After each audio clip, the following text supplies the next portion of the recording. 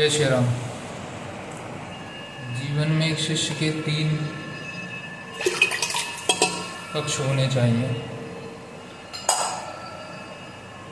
प्रतीक्षा, परीक्षा और फिर दीक्षा। इसके लिए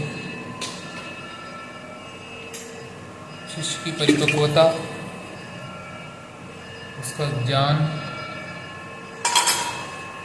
उसकी व्याकुलता, उसका गुरु के प्रति समर्पण,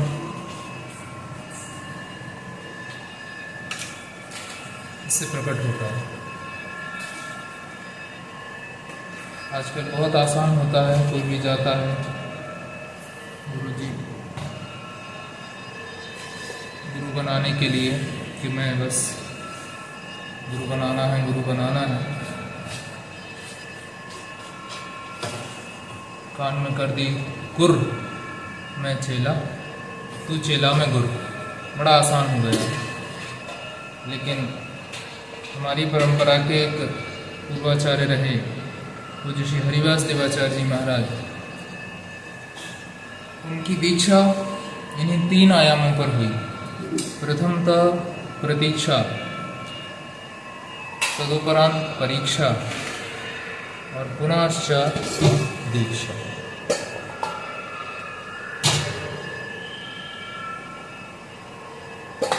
ठीक है ना।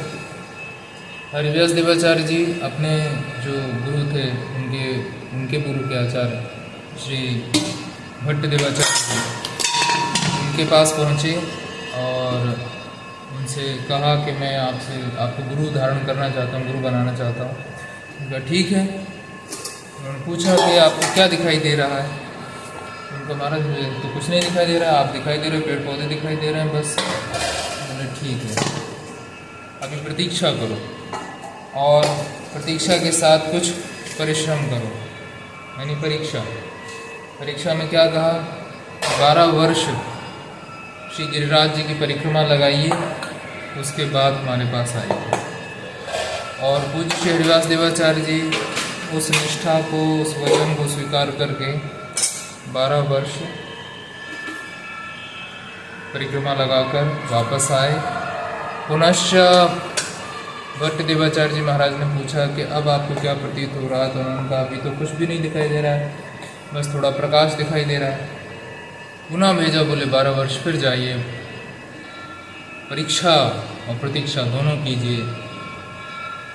तदुपरांत 12 वर्ष की परिक्रमा करने के बाद, परीक्षा देने के बाद, प्रतीक्षा करने के बाद पूज्य श्री हरिवास देवाचार्य जी पुनः वापस आए। उन्होंने फिर पूछा तो उन्होंने कहा कि अभी प्रत्यक्ष कुछ दिखाई नहीं दे रहा है, लेकिन कुछ आभास जरूर हो रहा है कि कुछ है। उन्होंने कहा ठीक है, एक बार अभी अधूरे हो। 12 वर्ष फिर भेजा तो 36 वर्ष तक लगातार परीक्षा और प्रतीक्षा चलती रही। उसके बाद जब वापस आए हैं तो श्री हरिव्यास देवाचार्य जी महाराज को भट्ट देवाचार्य जी के अंक में श्यामा श्याम युगल सरकार के साक्षात दर्शन होते हैं।